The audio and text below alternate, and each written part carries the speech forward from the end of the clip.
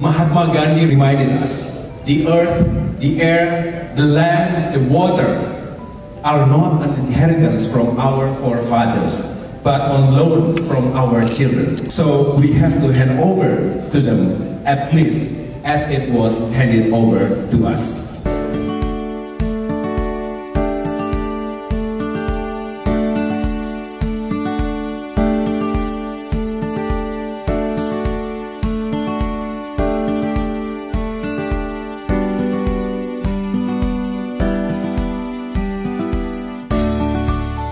By 2050, we will have to deal with land and water scarcity.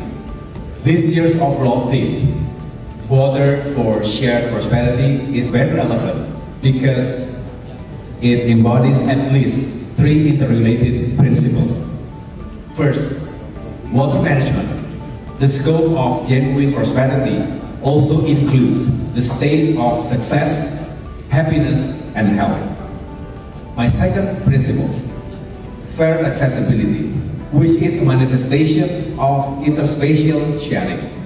Water management must be implemented fairly to provide equal access to drinking water and sanitation. And the third principle is sustainability.